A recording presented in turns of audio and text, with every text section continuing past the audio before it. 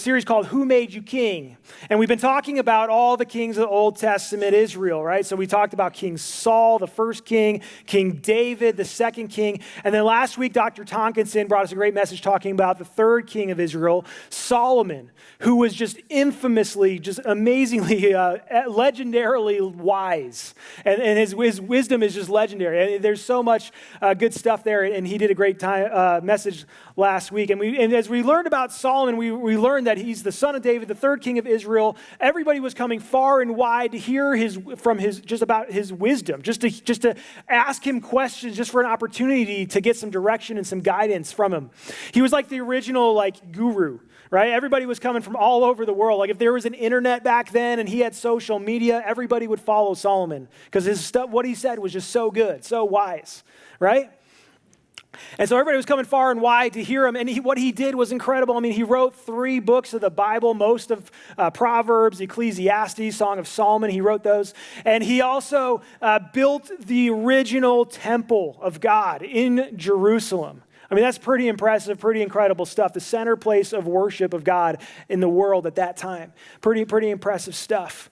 And all of this wisdom, all of this knowledge, and everything that he did made him incredibly rich, like ridiculously wealthy. Let's just put this in perspective a little bit this morning. Do you know who the wealthiest people in the world are today? I was looking it up on the Forbes list. There's a little chart I put together. According to Forbes, the most recent list that I found, here's some of the wealthiest people in the world. You've got Mark Zuckerberg, the Facebook guy on the left there, okay, and you've got all the tech guys, the Bill Gates, you got Jeff Bezos, Amazon guy, you got Warren Buffett in there, and then on the far right, you've got Elon Musk, worth $248 billion. Can you imagine that? $248 billion. Like, wow. That's a lot of money. I can't even fathom that many zeros. That just makes my head hurt thinking about that. And here is a guy, you can't, most of us, we can't even imagine that. Most of us, we'd be so excited if we had a fraction of a percentage of that, right? I mean, that's a lot of money. And you think about the wealth that these guys hold, that's pretty impressive. But there's some guys who did the math and did the research, and guys who are probably smarter than me, and they looked at Solomon. They estimated that Solomon, his net worth today would have been somewhere around $1.5 to $2 trillion. Well, just imagine that. That's 8 Elon Musks or more. If you put all the richest guys in the world together today, they wouldn't equal Solomon. Pretty nuts. Solomon had a ridiculous wealth, insane levels of success and income and wealth. And what did all this riches and all this success and everything in his life do for him? It turned the wisest man in the world into a complete fool. And he has one of the most tragic stories in the Bible. And so today we're going to be looking at Solomon's downfall. He had a great start and a really bad finish. So we're going to be looking at that because I think as we look at this story in the Bible, we can learn that all of us are in danger of doing the exact same thing that Solomon did.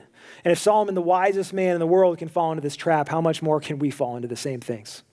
So look at me, look at this. We're going to be in 1 Kings chapter 10. If you got a Bible, you can look to it. There's Bibles in the pews and stuff in front of you too if you need one, or pull it up on your app. We're going to be in 1 Kings chapter 10, verse 14, and then get into 1 Kings 11 as well today. But look at this. Just to get an idea of the level of wealth that Solomon had, here's what 1 Kings 10, 14 says. Now the weight of gold that came to Solomon in 1 year was 666 talents of gold. Now, all of you are looking at me right now what is that? How much is a talent? It's not usually a measurement system we use today anymore. Well, 666 talents of gold would equate to somewhere around 50,000 pounds or something like that, and which would equal roughly around $1 billion worth of gold today. So in just 1 year, Solomon brought in about $1 billion worth of gold, and that's just one of his streams of income. And look at it, keeps going. Besides that which came from the explorers and from the business of the merchants and from all the kings of the West and from the governors of the land. Solomon is just raking in cash that most of us can't even imagine, right? And it keeps going. If you keep reading through 1 Kings 10, he keeps going. You keep seeing more and more of his just incredible levels of wealth. If you jump all the way to verse 21, it says this: all King Solomon's drinking vessels were of gold, and all the vessels of the house of the Forest of Lebanon were of pure gold, and none were of silver, Silver was not considered as anything in the days of Solomon. So Solomon had so much silver that they're like, whatever, just more silver. We've got tons of that. Can you imagine that? He had so much silver, it was like nothing. And it keeps going in verse 22. For the king had a fleet of ships of Tarshish at sea with the fleet of Hiram. And once every 3 years, the fleet of ships of Tarshish used to come bringing gold, silver, ivory, apes, and peacocks. So he gorillas, like he had like a zoo, right? He had like orangutans. Who knows? I don't know what they were bringing, what kind of monkeys they were bringing in. But not only did he have riches and wealth, he had exotic animals. He had everything that any ridiculously rich person could ever want. All incredibly valuable, all incredibly impressive. Verse 23 keeps going. Thus King Solomon excelled all the kings of the earth in riches and in wisdom. How many of us would like that to be true of us? He excelled all the kings of the earth in not only riches, but also in wisdom. Very impressive. And verse 24 says, and the whole earth sought the presence of Solomon to hear his wisdom, which God had put into his mind. Now that's important. God had put it into his mind. Who gave Solomon all of his wisdom? It all came from the Lord. We learned about that last week. And every one of them brought his present articles of silver and gold, garments, myrrh, spices, horses, and mules, so much year by year. Can you just imagine this level of wealth? He's just continually just bringing in gold bars and exotic animals and all the finest modes of transportation, right? He's got horses and mules and whatever else, the finest things. Today, that'd be like Ferraris and Teslas and whatever else, right? He had everything anybody could ever want. Everybody's just giving him all these lavish gifts just to buy a moment of his time to share some of his wisdom and to hear from this guy. Really impressive. Solomon brought an era of peace to the nation of Israel in the Middle East there that had never been seen before.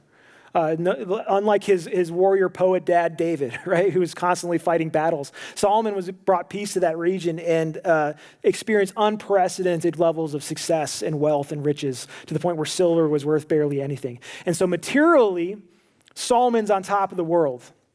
But spiritually, he's about to become completely bankrupt. So you see a guy like Solomon, materially on top of the world, but spiritually, he's heading down a really bad path. So if we keep going, 1 Kings 11, here's where we see what happened and how Solomon fell. Now King Solomon loved many foreign women, along with the daughters of Pharaoh, Moabite, Ammonite, Edomite, Sidonian, and Hittite women from the nations concerning which the Lord had said to the people of Israel. So this is one of the commands of God, come from Exodus 34. He says, you shall not enter into marriage with them, neither shall they with you, for surely they will turn away your heart after their gods. So God's forbidding marrying these foreign women, not because it's a racial issue, but because it's a relational issue. These women were worshiping false gods, and he knew that if the people would marry these women who are worshiping other gods, they would have their hearts turned towards these other gods.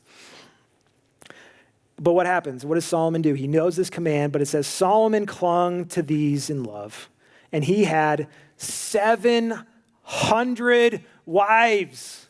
What? Hold on. Like, can you imagine that? Wow, that's ridiculous. 700 wives. Now, just think about that for a second, right? One wife is a great thing to have. 700 wives. What? Like, some of you are like, I thought he was the wisest person ever. Can you imagine that? That's a lot of women to have to deal with in one home, right? That sounds really bad, deal with. I don't mean it that way, but like that's a lot of estrogen in one roof, right? That's a lot of people, a lot of wives. Like maybe wives 200 through 400 were really, really happy, but the rest are like feeling a little neglected, Solomon. You know, I mean, can you imagine? Like that would be tough to manage. 700 wives who were princesses and 300 concubines. So he's got 1,000 women, and his wives turned away his heart, exactly as God warned that it would. Now back then, you got to understand, it was more common for kings to have multiple wives back then. Why? Because it was the wise thing to do. Back then, kings would have wives. They'd marry princesses from kings of the surrounding areas as a way of bringing peace to the nation, right? Because the king's not going to want to attack his daughter's kingdom. Does that make sense? So it was often the wise thing to do to be like all the other kingdoms around, to marry all these other women to bring peace to the land. And so Solomon, as Solomon did, outdid everyone else. And he's like, okay, well, if that's the wise thing to do, then I want 700 of them, right? And so Solomon married all these women, and he did what was right in the eyes of all the other kingdoms, but what was not right in the eyes of God. In the worldly wisdom that Solomon was following, it made sense. He brought peace. And you can imagine Solomon justifying this. Look at the results. I brought peace to Israel. Can you imagine? Like he's probably can point to all his accomplishments. Look what I've accomplished. Look what I've achieved. Look at the success. Look at the levels of wealth and prosperity that everyone in the kingdom has right now. It worked. It's okay for me. I'm the king. It's different. Everybody else maybe follow what God said, but for me, this one it's just wise to do this instead of what God said. Can you imagine how maybe he justified that in his mind? And I think sometimes we all can do the same thing, can't we? We start. Maybe it's a little sin, and we justify it. It's not that bad. It's a little one. Everybody's doing it. It's not a big deal. And before we know it, we're drifting further and further away from what God says is the wise and the right and the good thing to do. And we start living life on our terms, our ways, following after what everybody else is doing and all the other worldly advice and wisdom out there. And before you know it, you're just like Solomon, and you're drifting and drifting and drifting further and further away from God until you're head for disaster. And that's what Solomon did. And here's what's crazy is he knew it. He knew the commands of God, and yet he didn't follow them anyways. And so here's something that I think we need to realize today that just from this story, and that's this. You are never more wise than God. Never. Don't care how smart you are. I don't care how many degrees you have. I don't care anything else. You are never wiser than God is.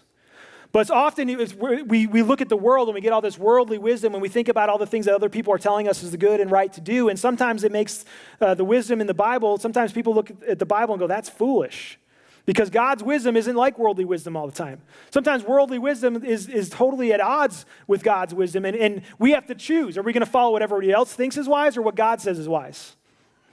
And Solomon chose slowly over time because of all the wives he had and one disobedient command, one time disobeying God after another, to follow the ways of the world rather than the ways of God.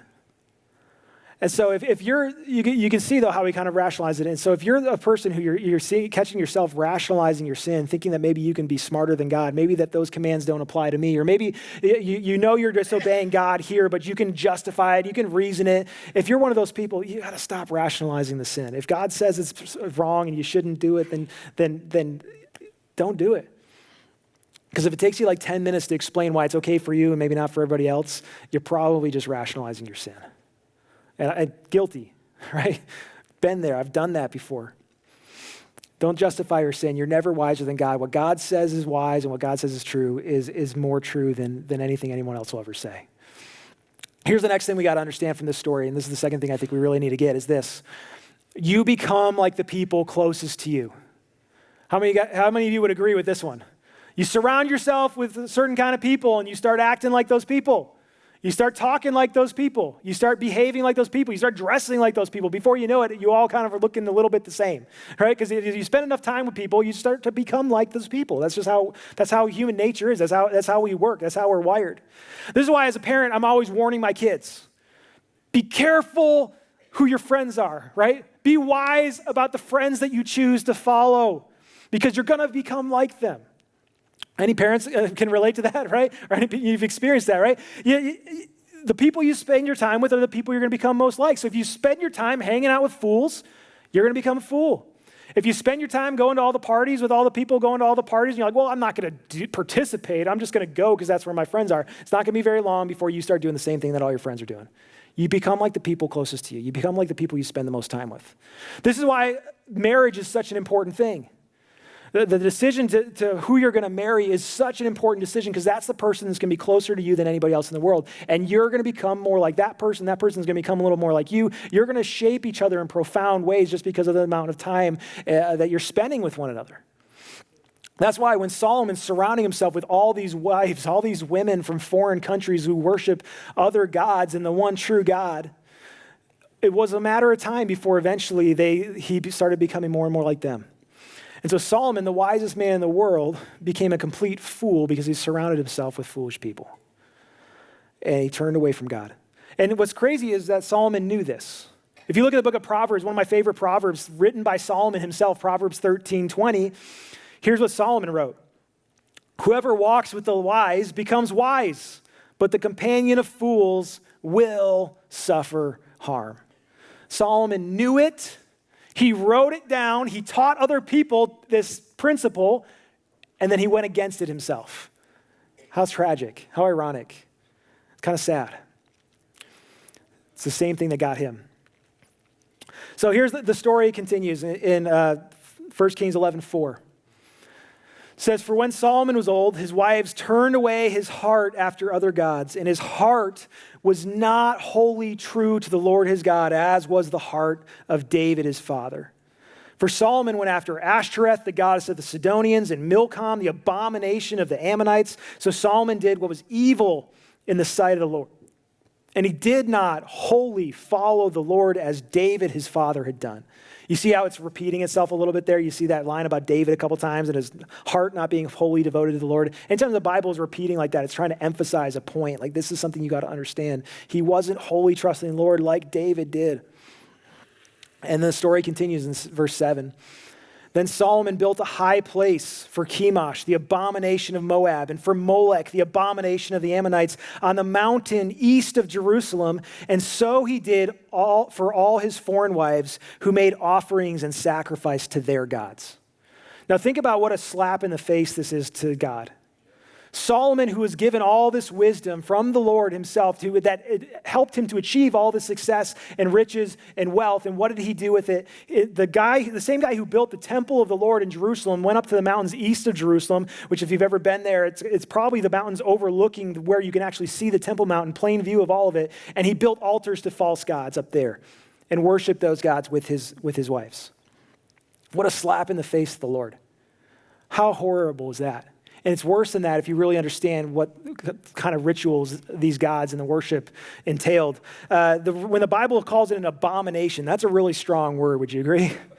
And when it says he did evil, what is it talking about there? When you actually study what some of the worship was like to some of these gods and goddesses, it's pretty crazy stuff, pretty horrific stuff. I mean, Ashtoreth, who was mentioned there, she was a fertility goddess of sex. So if you can imagine some of the worship and some of the pagan practices that they may have performed for her, and maybe how some of Solomon's wives may have tempted him to go and join in on those practices.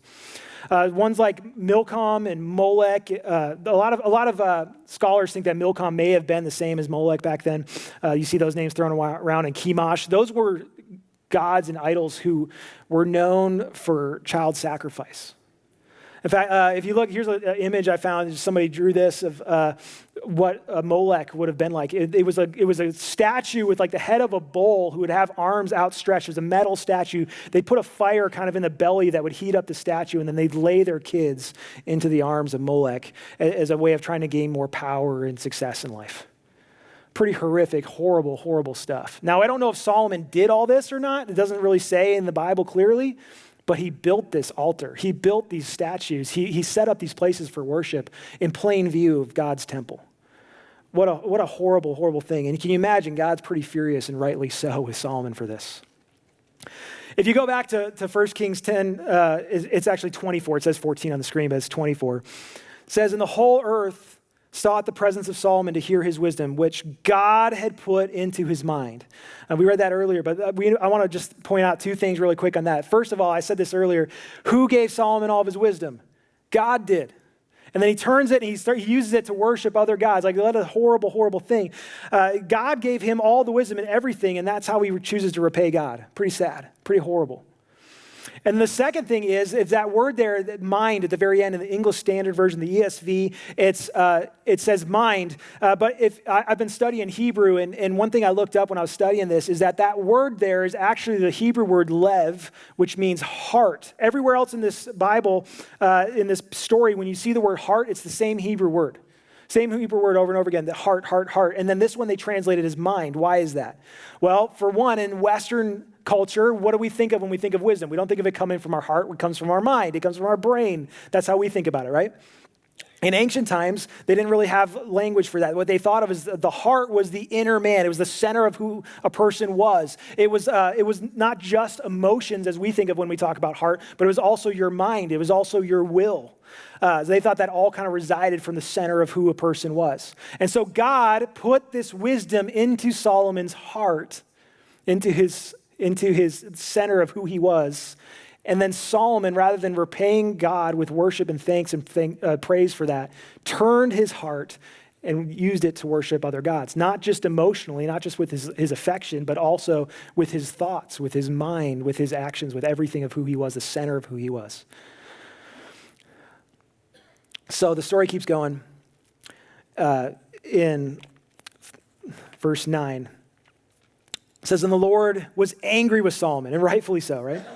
Because his heart had turned away from the Lord, the God of Israel, who had appeared to him twice. And if you read the story of Solomon, you see God actually shows up to him 2 times. And one of the times he even warned Solomon not to do specifically what he did. And in verse 10 it says that. And he commanded him concerning this thing that he should not go after other gods. But he did not keep what the Lord commanded. Therefore, the Lord said to Solomon, since this has been your practice, and you have not kept my covenant and my statutes that I have commanded you, I will surely tear the kingdom from you and will give it to your servant. Yet for the sake of David, your father, I will not do it in your days, but I will tear it out of the hand of your son. However, I will not tear away all the kingdom, but I will give one tribe to your son for the sake of David, my servant, and for the sake of Jerusalem that I have chosen. So here's God's ruling. Here's God's judgment against Solomon. I'm going to rip the kingdom out of your hands, and I'm going to divide it and split it up. And we're going to talk more about the divided kingdom next week and just how messed up that situation was. And it all begins with Solomon rebelling against God, worshiping other false gods, and Solomon kicked it all off. And now think about this. Did Solomon get what he deserves? I don't think so.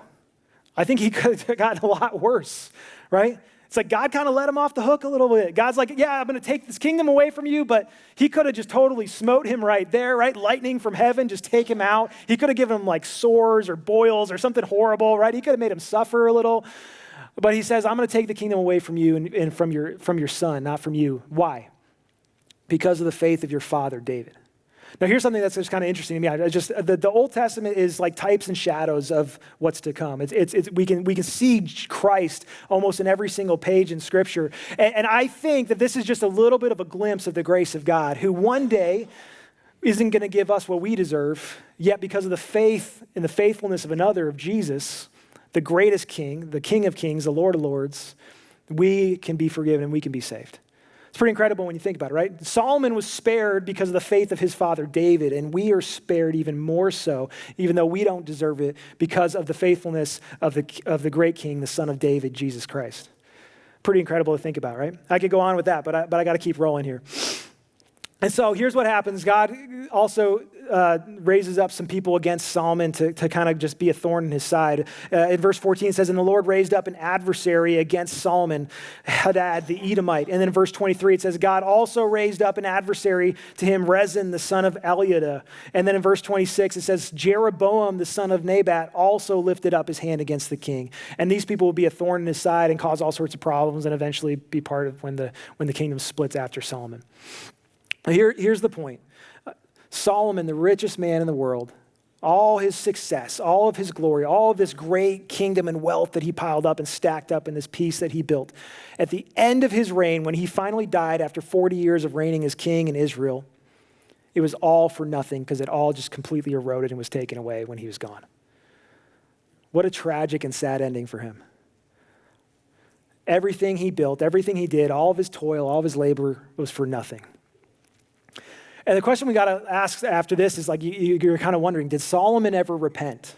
Did Solomon ever realize the error of his ways and turn back to God and seek forgiveness? And the hard answer to that, the Bible isn't very clear about that. We don't really know. Did he repent? I don't know. If you look at the book of Ecclesiastes that Solomon wrote, there's a chance maybe he did. If you look at some of the life lessons and the things he learned as he was pursuing everything in the world, look at this, Ecclesiastes chapter 2, verse 9 through 11. After he pursued everything and all the desires and all of his everything he could ever want, here's what he says about himself. So I became great and surpassed all who were before me in Jerusalem. Also my wisdom remained with me. And whatever my eyes desired, I did not keep from them. I kept my heart from no pleasure. For my heart found pleasure in all my toil, and this was my reward for all my toil. So you see how he's kind of justifying it? Like, this was my reward. I earned this. I can seek all these pleasures, and I deserve it because I worked so hard. But then what happens? In verse 11, he says, then I considered all that my hand had done, and the toil I had expended in doing it, and behold, all was vanity and a striving after the wind, and there was nothing to be gained under the sun. So Solomon had everything anybody could ever want. There's only so many gold bars you can stack up before it's just another brick, right? I love steak. Anyone with me? I love a good steak, like a really, really, really good steak, right? You go to imagine the best steak at the best steakhouse ever. Really expensive though. Man, too bad, right? But if I could afford to have that kind of steak every single day, you know what would happen? I'd get sick of it. There's only so many good steaks you can have before it's just another meal and you're just like, oh, again? Really? I had that yesterday, right? There's only so many things you can gain in this world. There's only so many pleasures you can fulfill in your world until eventually it's just one more time doing it again and it becomes mundane, it becomes boring, and before long you realize it's all for nothing. You're chasing the wind. You're just continuing to pursue things that really don't matter in the end. And so at the end of it all, Solomon realizes, he looks around and he goes, this is all for nothing. My kingdom's going to be completely taken away from me. It's all gone. It's all for vanity. What is his profound conclusion at the end of Ecclesiastes, chapter 12, verse 13 and 14? This is the very end of the book. Here's what he says. The end of the matter, all has been heard. Fear God and keep his commandments. For this is the whole duty of man. For God will bring every deed into judgment with every secret thing, whether good or evil. That's the end. Well, all that matters in life, you can't take any of your possessions with you. You can't take any of the riches of the world with you. All your stuff, all your wealth, all your possessions, when you die, is just going to get divided up among people and spent off. All the stuff that you have in this world is going to rust, it's going to deteriorate, it's going to erode, it's going to be gone. The kingdoms that kings build eventually crumble and they pave over it with something else. He says that all this toil, all this work, everything I've accomplished, it means nothing. But what matters? Fear God, love God, keep his commandments, follow after him, because he's going to judge you for everything you've done, whether good or evil in your life. Imagine standing before the judgment seat of God one day when you pass from this life and you move on to the next, and you try to justify why God should let you into heaven. Look at my resume. Isn't it great? I was the CEO. I had this great house. I had all these awesome possessions. I was successful in all these different ways. It means nothing. Right? God's going to be like, okay, did you love me? Did you follow me? Did you do what I told you to do? Because all the possessions, all the accomplishments, all the success in the world, in the end, it's meaningless. So here's what I hope we can understand. And I don't know if Solomon ever repented. I hope he did. If this was written towards the end of his life, maybe he did. There's a sign that possibly he did. We don't know. I guess one day when we get to heaven, we'll look around and see if we can find him up there. But here's what I hope we can understand. It's not too late for us. And here's what I think we can learn from Solomon's life is this. God cares more about your heart than your accomplishments. It is so easy to get wrapped up in this world and all the success and all the things that we want to do and just constantly be focusing on what's next and what's greater and what's better and what I want to accomplish. And I'm speaking from a guy who wrestles with that myself, right? Like I'm a pretty driven person. I want to do all these things and whatever. But man, it's so easy to get so wrapped up in all these accomplishments and all these pursuits that before long, all your heart, all your mind, all your everything is so focused on that, you start drifting away from God who gave it all to you in the first place. And if you find yourself in that boat, you're going to be in some deep trouble one day. If you find yourself relying on your own accomplishments or your own success or your own wisdom or your own whatever to save yourself, you're a person who's going to be the most pitied, just like Solomon. Because nobody had more accomplishments than he did. But in the end, it led him to complete foolishness and running away from God. So if one of the greatest men to ever walk the face of the earth and one of the wisest people to ever walk the face of the earth completely failed, what hope is there for us? You ever thought about it that way? I'm not Solomon wise. I don't got his smarts. I don't have that level of success in my life. What hope is there for me? Here's the good news today. If you're trusting in your own wise, in your own stuff to save yourself, you're going to be pitied just like Solomon. But there is a king who is greater than Solomon. That's the good news. We have the King of Kings, the Lord of Lords, Jesus Christ, who we've been talking about today and singing about today, who is greater than even Solomon. Look at this. He says this himself in Matthew chapter 12, verse 42.